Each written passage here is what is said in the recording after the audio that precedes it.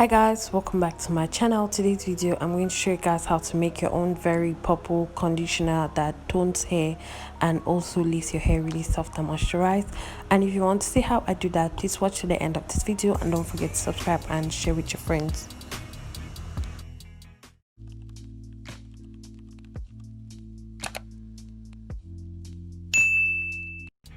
Starting off with some basic color theory, this is the chart you need to look at when you want to color your hair. So as you can see, there's a wheel and each color has an opposite.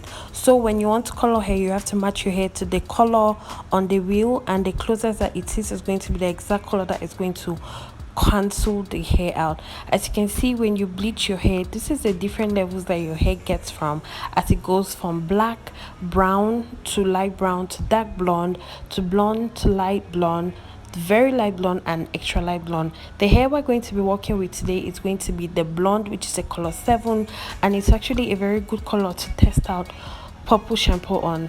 Other videos I did use something that was a color 8 or very much a color 9, but today's video I'm going to be using a color 7, and let's see how that turns out.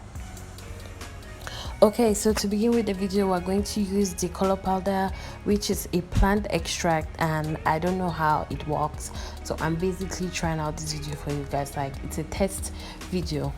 Okay, so the decolor color I'm going to be using is an aubergine, I don't know how this is pronounced, but it's an aubergine purple, and from what I see, it's like those purple colors that have more of a pink or a red undertone. And honestly, since we're using color 8 hair, I will tell you before we get into the video that you should go for something that has like a blue undertones rather than pink undertones, depending on how tones you want the hair to come out. But later in the video I'm going to show how it works. So I'm going to go in with my dry damage conditioner, which is basically to recondition damaged hair, and I'm going to just pour all of it into this my makeshift mixing bowl I have here on the screen right now.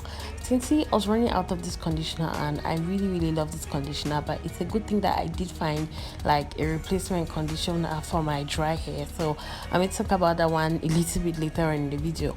Okay, so now I'm going to go in with my decolor powder, and I'm going to use a sachet, like 1 packet of it, and also this powder is like 1,000 francs, so it wasn't that much of like a dip into my pocket. I already did a video showing you guys like purple shampoo I made and how the other brands are expensive and whatnot, so I'm going to link that video down in the description box. Anyway, so I'm just going to go in with a knife. You can use a spatula for this. I couldn't find my spatula for this video, so I'm going to go in with a bare knife, and it's nothing special, like I'm really just mixing it up. As you can see, when you do like pull the thing away, you do see that it has like pink undertones, but the purple is a good color, so I guess it's great to work with this purple color. Okay, so I'm just going to go ahead and further mix it, because this was like the next day I was filming the part 2 of this video.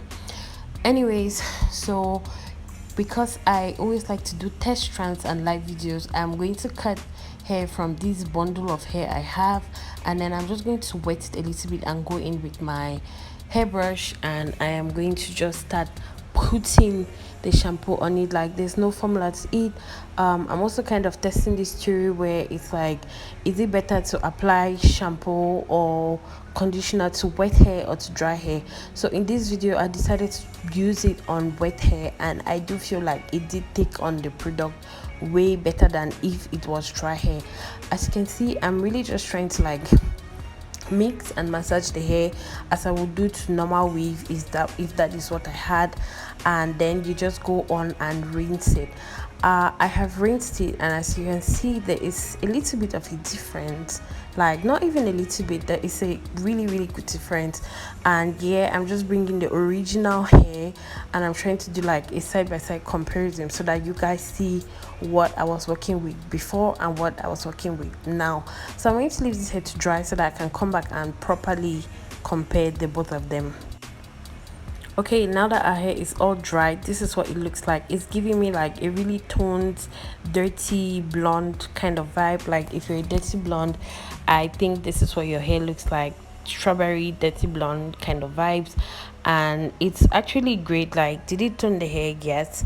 Was it what I was expecting? Not really, but I knew that it was going to come out like this, cause to cancel out orange hair you need more of a blue undertone. So since this one had more of a pink undertone, there was a little bit more transfer to the hair. And again, as always, I'm just going to show you guys, because I like to be transparent with these videos. I'm going to show you guys the before and the after. Like, that is what I started working on, the hair up there, and then down is like the test hair.